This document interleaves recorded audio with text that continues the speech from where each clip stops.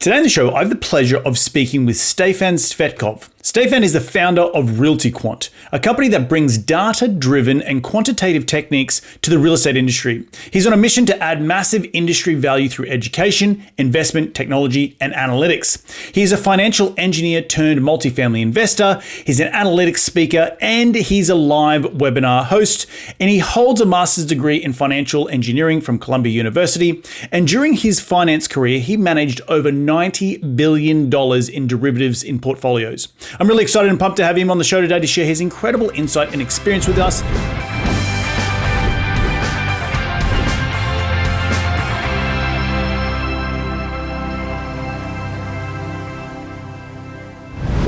G'day, Stefan. Welcome to the show. How are you doing today, mate? Yeah, Harry. Thanks for having me. Mate, my pleasure. Great to have you on the show. I was on your show a little bit earlier in the year, or maybe it was even last year. It was really good to see you again, my friend. Before we get into your background, can you, what you're passionate about, I should say, can you tell us how you made your first ever dollar as a kid? I ask all my guests this question, and it really helps set the stage for how you grew up in and around becoming an entrepreneur. Interesting. Well, good question. How I made my first ever dollar. That would be like in college, that wouldn't be even as a kid. Like I probably I went to Columbia in New York and I rented like an apartment and I was living kind of rent free from basically renting to my roommates. It was kind of a silly thing to do at the time, but I thought there's a difference, I thought, in the market rates between. And so I think that was actually the first check that I collected. Interesting. So it was actually, coincidentally, I wasn't in real estate for 10 years after at all. But it just coincidentally was actually a real estate check. And that was through house hacking your rooms in the unit that you lived in? That was just kind of being the master person on the lease and kind of being roommates. Subletting. Yep.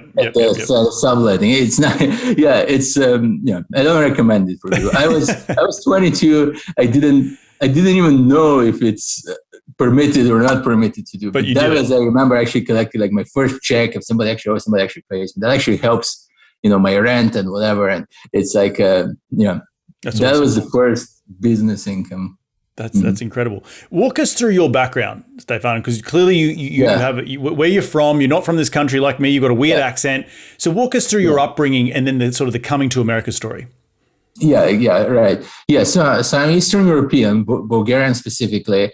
I came to the States at 22, so I came for my master's. I did financial engineering master's, kind of pretty routine. I continued into a finance career, for about a decade. So that's how, I wouldn't say I immigrated per se here. I was kind of I was looking at different schools, I wanted to study in the UK or here or Switzerland. I was kind of working between different places and just was more like a choice of, the school that accepts me. I thought, maybe that's going to be the best choice.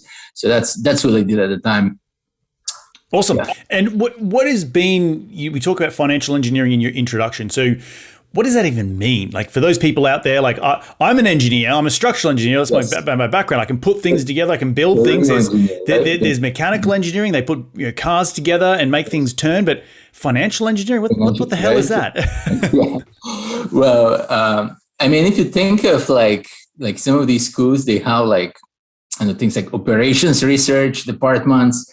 And there's people studying PhDs in that, or industrial engineering departments. And so they use certain mathematics methods, if you will, that are somewhat more applicable to finance. Mm-hmm. And so if you think things drawing out of operations research, stochastic processes and stuff like that, and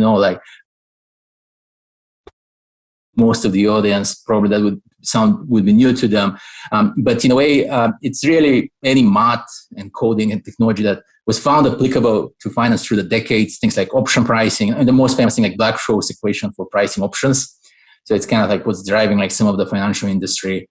And it's just quantitative, math applied in finance, basically. Interesting. And can you break it down for the listeners into what it means? What do you do on a day-to-day basis? Clearly, you're very good with maths. You're good with numbers. How are you looking at numbers in a way that helps other businesses break it down into its parts to say, yes, this is what you should avoid, or maybe just give us an overview of what your day looks like in the financial engineering world.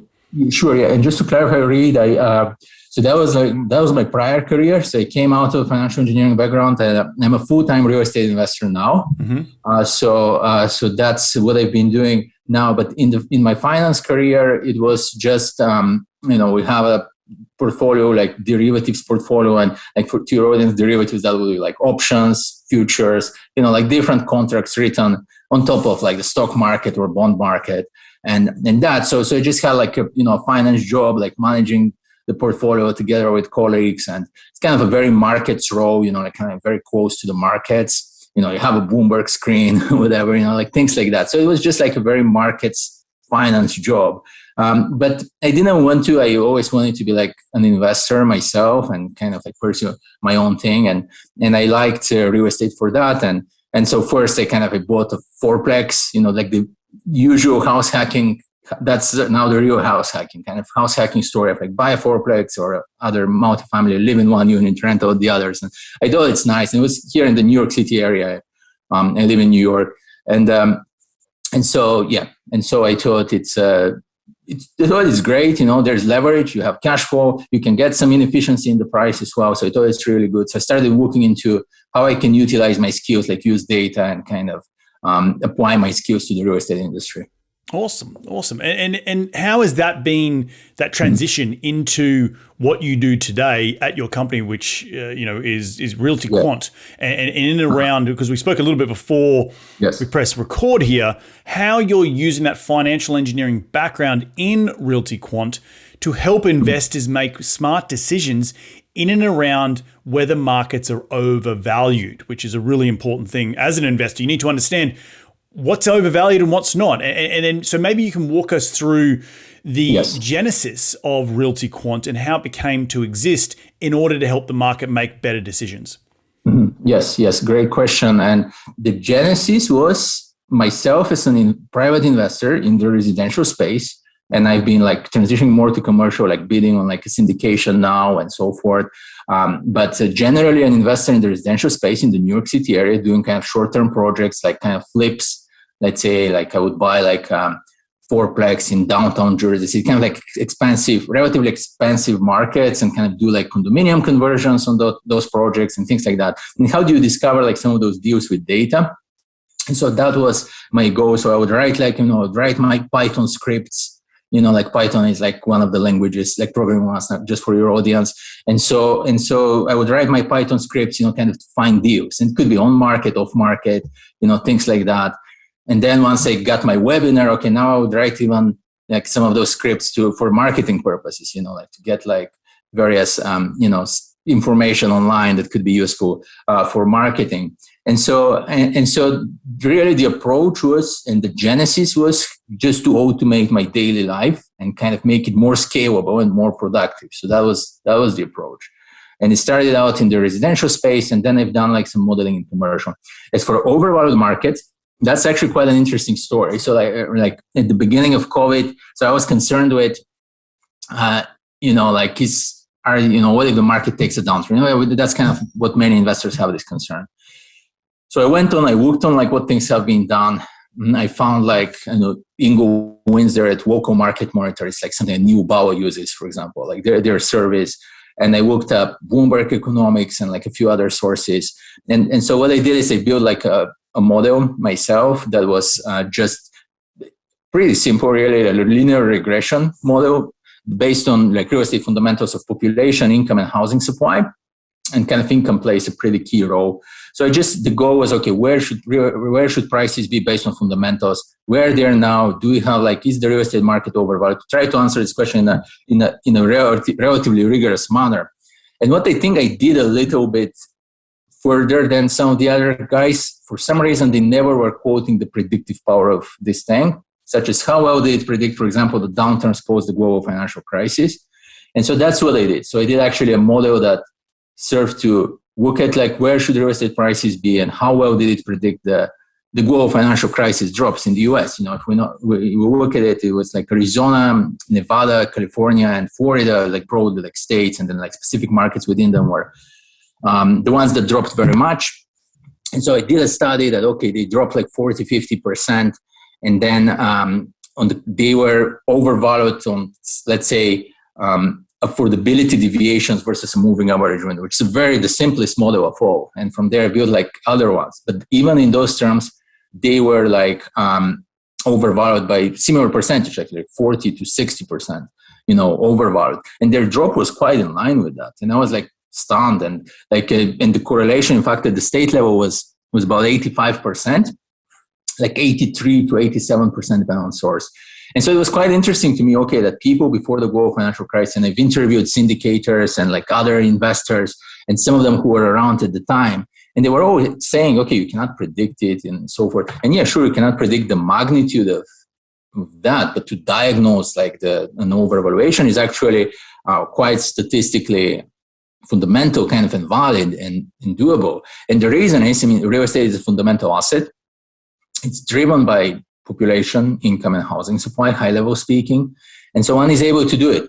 And so that's what I did. So it showed that, okay, the very overvalued states in this framework dropped dramatically over a period of 4 years after.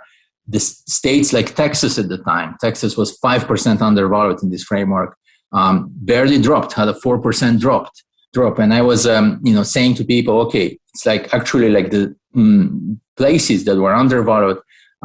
And again, I'm speaking of states, just have this for 2,700 US counties, and one can do it at zip code level, etc.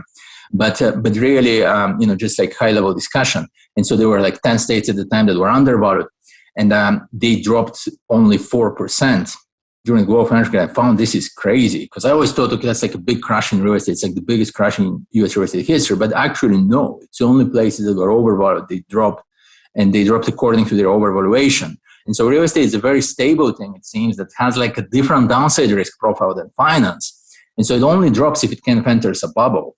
And otherwise, it would kind of stay the same. And like some examples of that are like, some of the poor states like West Virginia, Alabama, Mississippi, where, okay, they're not strong markets, but they are not strong, but they actually have very little downside risk, and they barely ever drop.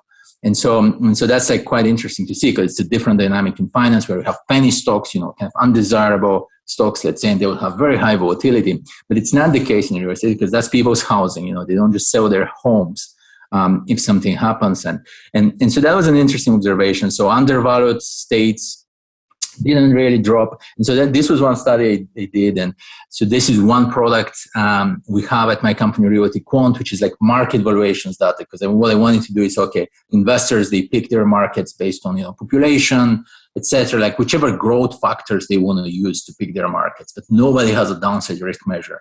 And I thought, okay, well, I should put out a downside risk measure that has statistical validity. Like correlation on county level, like for 2,700 counties was like around 75%, which is less strong than the states, much harder to predict smaller geographies, but still pretty strong and, and pretty valid. And so that's one thing I did. And from there, like I was kind of started tracking it. So that was at the beginning of COVID. And I started tracking, okay, quarter by quarter, where is it evolving? And US real estate was really fairly valued at the time. And it kind of started changing. In COVID, you mean? Yeah, at the beginning of COVID. So if one computed, let's say, like in simplest terms, like price income deviations, or did like some of these other approaches, and you can list them out, but sort of it's just really like fundamentals. Like where should prices be based on fundamentals? How much are they deviating off relative to that? And just testing it actually, and testing it and seeing what has been predictive for, because we have this great, it's a negative event of the global financial crisis, but it can help us see somewhat of a worst case scenario. What if there was no drop at all? There's like nothing to calibrate really too, in a way. And so that's kind of like a useful precedent, if you will, for at least for a correction scenario. Now, maybe a correction is not going to happen, but it's kind of like useful to have. And yeah. So let's talk about those basic things we mentioned about how to you quantify an overvalued market. You mentioned a couple of things there: population, income. What was the other one you mentioned? Housing supply. Okay, they're the three. They're the basis of what you then deem to be the base level, right? So you can then compare different states, different counties, different cities. So now let's go fast forward to where we are today, right? So we're using this, we've got this baseline data. We've looked back at 2008. Now we're in 2022. We've had a huge increase in valuation of properties, both single family and multifamily and, industrial, massive. And just on the multifamily side, I'm seeing doubling in prices compared to pre-COVID pricing on a price per square foot or a price per pound, price per unit, and I use the analogy all the time. I just sold a deal. I bought it 5 years ago for $80,000. I predicted it would get to 125, so a 50% value over 5 years. I sold it for $148,000 a door just recently, like 2 weeks ago. I've seen deals in other markets where pre-COVID, late 2019, sold $90,000 a door. Now they're selling for $190,000 a door. What's happening? Because you talk about these markets, Phoenix, Austin, Dallas, Raleigh, Tampa, all these markets, Denver. Can you quantify what's happening? And my big question is, do you see this valuation jump as sustainable, or do you see it that there's something going on that we may have a recession, or a recession at some point in the future? Yeah, those are great questions. And actually, just to start, Reed, you've seen, let's say, like your asset grow double in per unit per door value, let's say, right? And there was very high rent growth, and so I'm sure for your specific asset, is it rent growth? Is it cap rate compression that's causing a mix of right? A mix of both, right? Yeah. That's what's let's say superficially, or how to say, that's what's driving it. So we know there has been cap rate compression. We know that. Now, why is that happening, right? So let's say. So with the, and we talk about money printing and inflation, some of the asset inflation that's causing. So what I see in this framework, the market valuation relative to fundamentals is the following. So what that cost but we know what it's cost in price space. We know it has exploded the value of assets, to your comment. And that has a different effect in the residential space, I'm sure, and different in commercial. And I understand there are different valuation methods. Commercial, multifamily, and residential multifamily are not the same, right? That's understandable. Even though they have relatively high price correlation, by the way, about 91% over the long run, but generally they're not the same thing. And in the short run, they're not the same thing. But so what's causing it? So if we look at the asset inflation that happened, let's say, with the printing. So what does one see in valuation space? So not in price space, in valuation space. So what I saw in valuation space in the second and third quarter of 2021 is that U.S. real estate went from what was a fairly valued, broadly speaking, fairly valued across the U.S. And that was actually the narrative of Bloomberg Economics as well. They were posting their articles for different countries, and they're showing U.S. is fairly valued, and Canada very overvalued. No, you're Australia. I think Australia and New Zealand were actually overvalued in real estate. Always overvalued. Right? Okay, so they were in Canada, a pretty pronounced bubble, by the way. That's been since 2019. So as far as, and then the UK to some extent, and then Scandinavia. So that's Bloomberg Economics. That's Neeraj Shah, publishing, and that was since 2019. And their study until even I believe they published it at the beginning of 2021 was still the same. US real estate is relatively fairly valued. And that's what I was seeing as well. So it was fairly valued, and there was Idaho, and I would go to to an event, and I would say, okay, Idaho is overvalued. It's 25%. That was the only one. It's the only one that's actually kind of pronounced. And some others with Arizona at 15%, mild overvaluation, but nothing major. And so what I saw is that in the second, third quarter of 2021, some of those numbers kind of doubled, where they were very consistent before. So, for example, market valuations in Texas and Florida, they were at 8 to 10% slightly overvalued range. 8 to 10%. And there's obviously booming states, with tons of investor demand, etc. But they were staying every quarter. I would be kind of even lazy to look at it because it's kind of all the same. It's always the same, 8 to 10%. And now suddenly, and that's just to kind of to report now in the second and third quarter, those numbers doubled. So Florida and Texas from 8, 10%, they went to 17, 18%. So it's not a major bubble, but this kind of change indicates I feel entering a slightly a regime of this kind. Now that can take many years to stay like this or to resolve. And actually, if we look at before the global financial crisis, US real estate in 2002 was super fairly valued. In 2001, 2002, like flat, like 0%. And by 2005, from fairly valued between 2002 and 2000, had gone into like a bubble, like a crazy one, where some of the states went to like 40, 50% overvalued. And so that was, and then specific cities, like even more and so forth. So that took like about 3 years. And then this COVID bubble, like kind of burst like only 2 years later. So it can take a while. But what I see myself, like with some of the discussion of inflation, like some of what you were saying, okay, like you see like per door prices kind of double in the commercial space. And we've seen that a lot in the commercial space recently, like some really high end, high return exits, and which is amazing. So that's amazing. But what it really means is asset inflation is exceeding the fundamentals. And it really means that, okay, some of the money printing resulted in asset inflation, but wage inflation wasn't quite there. Because if we take like Arizona, so the reason why, like I said, that some markets kind of doubled in valuation, if we take Arizona as an example, was at 15% for years before. And then suddenly second and third quarter, now it's like 31% overvalued. And so today. That's kind of today. Yeah. Wow. Okay. So just to recap, you're saying historically these markets have been slightly overvalued, and you're saying slightly being 8 to 10%, but now you're seeing Arizona's the strong ones. The strong ones were slightly, yes, the strong ones, like Florida and Texas, yeah, they were 8 to 10 for 4 years before. They went to 17, 18 at the end of third quarter of last year. And I haven't updated year end yet. The governmental data is super slow and that, but yeah, so, like kind of like a quarter back or like several months back, that is what, that is what is there. And so, so I would say like Idaho, it's not like everywhere. No, the Midwest, Northeast is still undervalued. It's still undervalued doesn't mean it's going to do well. It's just depressed. It's just depressed.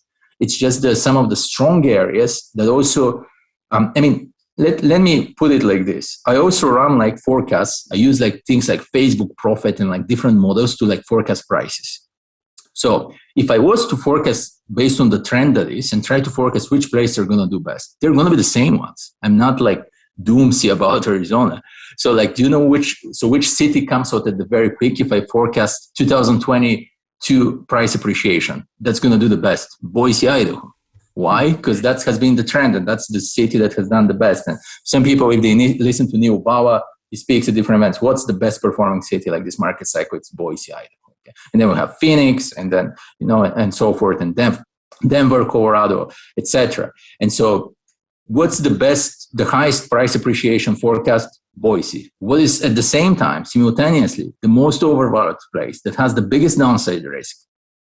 Subject to the market cycle ending, Boise again. So it's simultaneously true. It's not always that the market that is very strong is going to overvalue. In fact, at the beginning of COVID, Denver, Colorado was at 0% valuation, was fairly valued, and it had extremely boomed. It was a top 5 performing city in the States, like out of the big 100 cities. And yet, it was fairly valued. So it doesn't have to be. It's just, it does tend to be at this point in the cycle, relatively later points. I can go for 4 more years, like I said, or I don't know. I have no information for timing. But again, like being already 10 years into a price growth, cycle, it does tend to correlate that the very well performing markets at some point might become overvalued, especially if there's things like money printing and so forth. And so people tell me like, okay, if there's money printing, like you hear the narrative, it's good for hard assets. Yeah, of course it's good for hard assets. It's true. People are going to make a lot of money right now, which is amazing. But there is this perspective to keep on the back end to know like for the end of the cycle. So it's not again, like I would invest now in Florida or in Texas. I would just kind of try to manage my horizon and track those metrics quarterly and see if they go totally out of whack or something like this. And what do you mean by track those metrics quarterly? Yes. So what I mean is, So at every point of time, you can have a price where real estate should be, like based on its fundamentals. Like I said, this regression-based study.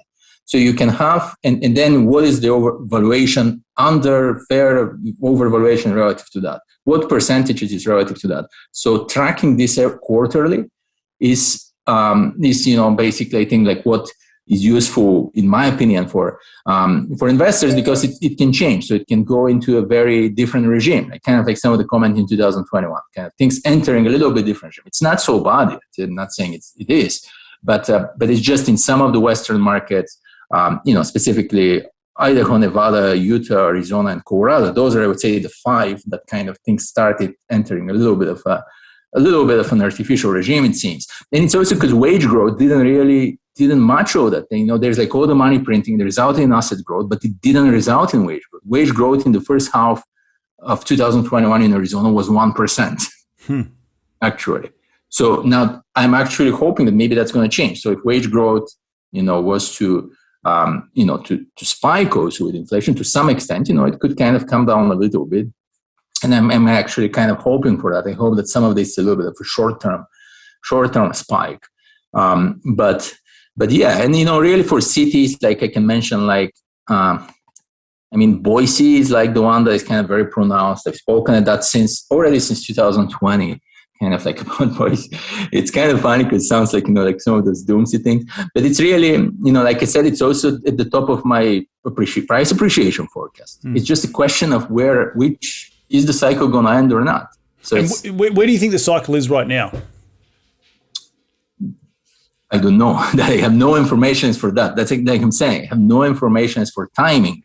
But one thing I can say is that, because you said, like, can some of those markets that are doing so well, then maybe that they stop doing so well because it's just like too much and whatever. It doesn't seem like this kind of dynamic. I don't see in the data. It seems that there's trend. So like I looked at like different states and markets, and there's like autocorrelation is one of the measures for like weak form market efficiency and kind of trend and momentum.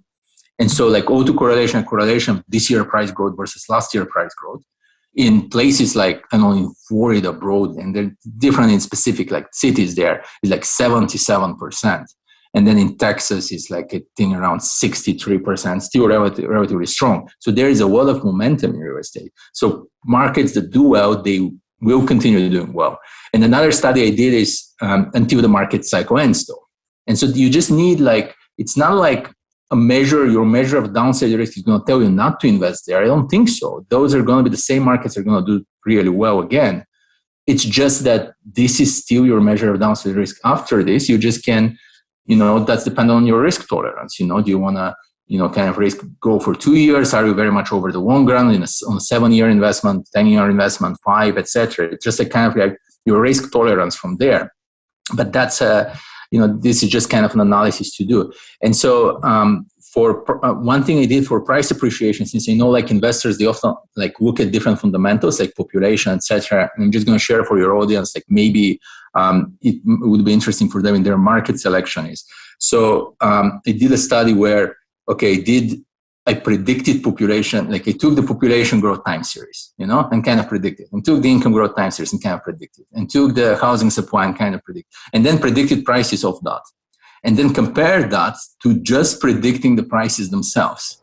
And the error was 5 times bigger for forecasting prices 2 years ahead, like 2018 and 2019 prices based on the whole price history before that, which is kind of was an easy years to predict, kind of a very simple trend, right? But let's say, but the error was actually just like 1.4% if you just predict the price time series in this kind of normal trend. And once the trend diverges, you cannot predict anything, and it's different, right? And that's actually in 2021 happened to an extent, and the error increased. But so 5 times bigger error for actually doing the fundamental, which is inherent if you think about whatever investor does. He looks up income growth, looks up all that, and then infers, that, prices are going to do well. But if you take, let's say that population growth has been very strong over the past decade or so forth in that specific market, well, it's already reflected in the price. But there are more things that are reflected in the price, and by modeling the input variables, you kind of miss on that, and you end up with a bigger error.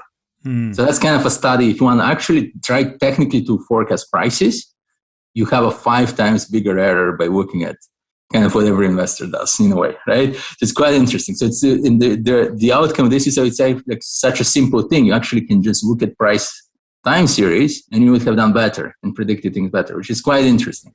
But you need those fundamentals. Yeah, sorry. No, I was just going to say, price time series might be something that a lot of people, listeners, wouldn't understand, but that's okay. I think we're understanding that what we're trying to get at is that if you're looking at these markets right now as they've been strong historically, right, through recessions, that they should continue to be resilient for a downside risk. Is that what I'm hearing you say? Like take your Denver, take your Austins, take your Charlottes, that they've seen what. Because that's really the fundamental question, right? No, not like that. No, actually, no, because you're saying the ones that are on the price appreciation strong, that they would be resilient on the downside risk. Correct. This is kind of, that's not what I see in the data. One could think intuitively that could be the case. Right. No, it's actually, in fact, the opposite. And in fact, some of the strongest markets at this moment, they carry the biggest downside risk at the same time. And they have, like I said, the strongest price appreciation forecasts too. Because again, and that comes down to the earlier discussion of real estate dynamic on the downside of, for example, in very poor states. Like to observe this, one can look at a place like West Virginia, right? So it's kind of the poorest state in the country.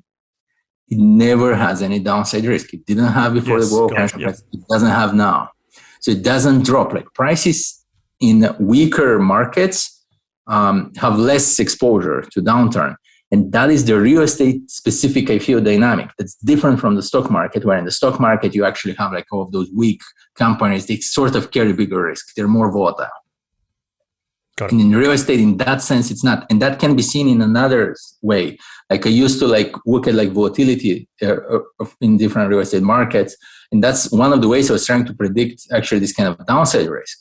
And I looked at foreclosure rates and others. And foreclosure rates, another thing that doesn't predict, by the way. The kind of leading foreclosure rates also don't predict downturns. Because, for example, a very big foreclosure state is the state of New Jersey. But it's very undervalued right now. And it's just not going anywhere. Those prices cannot drop because nobody wants to invest in New Jersey. And yet it has the highest foreclosure rates, in the country. So it's not a leading predictor. And it's also foreclosure rates, they're very low when you're at a very favorable market cycle point like now. So they're okay, it's the highest one, but it is very low foreclosure rates overall. So it might shuffle, and change later. But really it's not a predictor in this sense. So volatility, I looked at, and so even places like those poor states that don't perform well, they may look good in risk-adjusted terms, when the way in finance people would look at price returns and then scale returns by volatility, they might look somewhat favorable, but that's illusory a little bit. That's not useful, I think, in a genuine sense. Every investor knows intuitively which have been the strong markets, the markets to the west and the markets to the south, and in this market cycle. And so volatility and this kind of risk perspective and downside in real estate is quite interesting. And no, unfortunately, it's the strong, strong performing markets that are exposed. Some of them may not be very exposed. And even Atlanta, Georgia, Atlanta is a strong market. It's not overvalued. It was actually fairly valued as of latest. Whether some other, kind of average strong market, but somewhat popular with something like Louisville, Kentucky was, I think, even slightly undervalued. It was still fair or undervalued. Interesting. So there are places that still are looking okay in valuation terms. We take something like the state of Indiana. It has performed well in price terms this market cycle. Now, not as good as the Western markets, of course, but it has had healthy appreciation, not stagnant appreciation, and yet is fairly valued. So that's another example. So it's not super many or super attractive markets that at this point have left, kind of a low hanging fruit, to pick.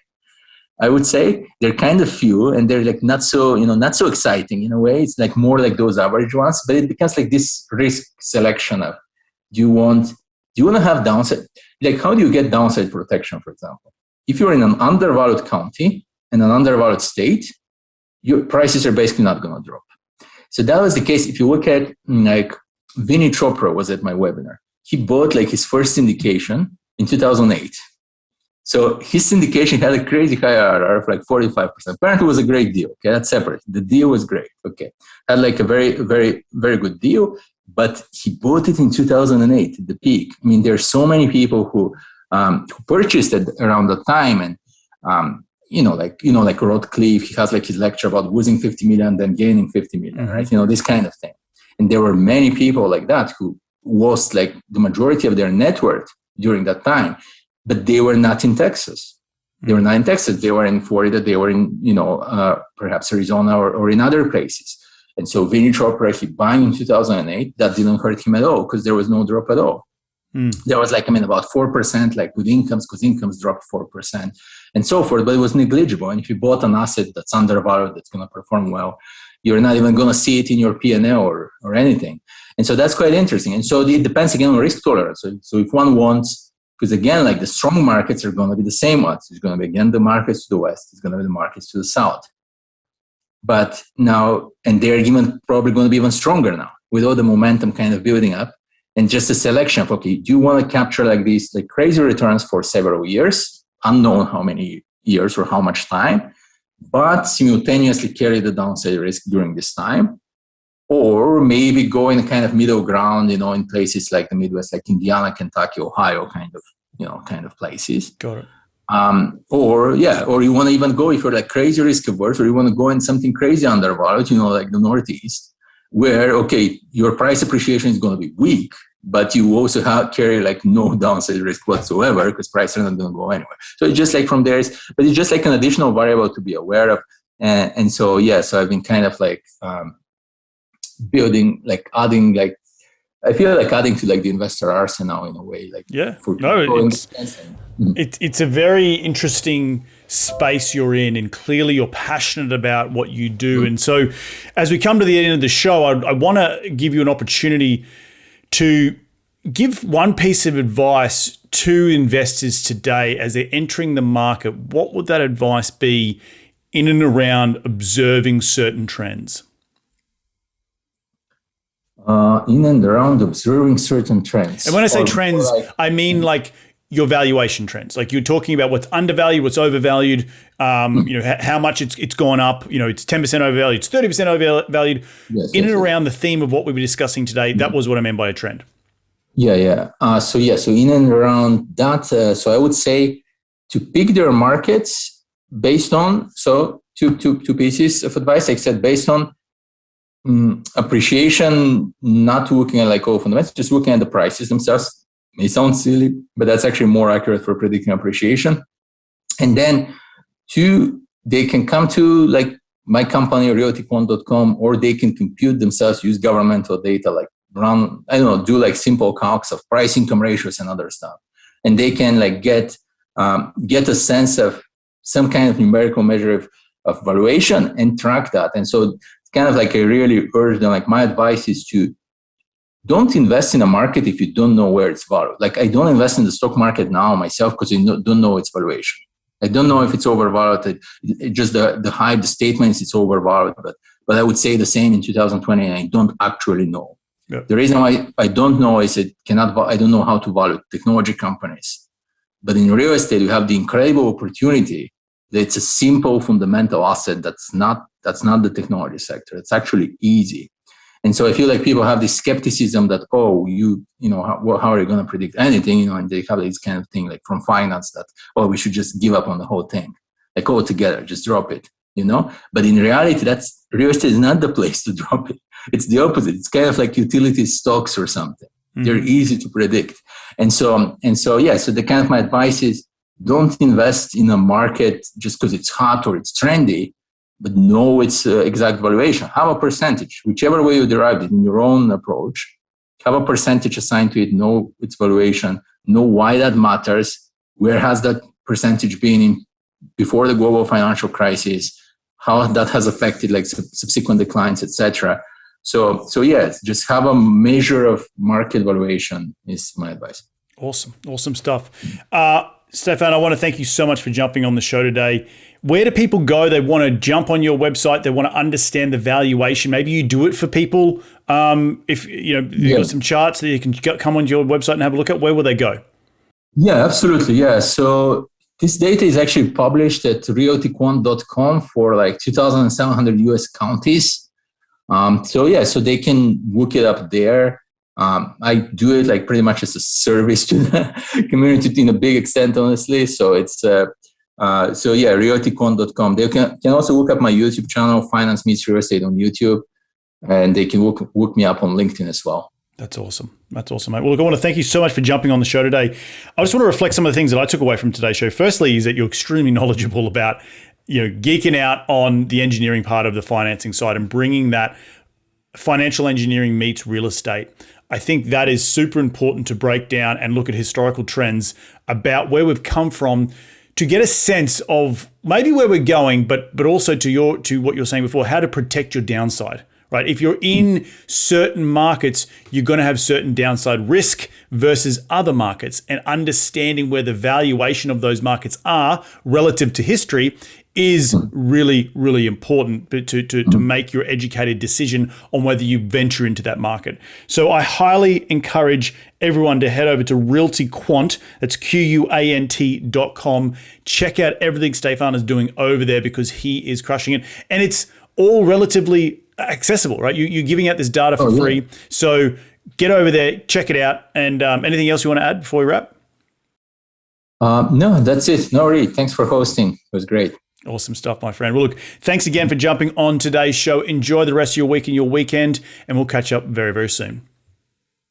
Well, there you have another cracking episode jam-packed with some incredible advice from Stefan. If you want to get over to his website, go to realtyquant.com to check out all the market evaluations across, I think he's had over 200 different counties across the United States.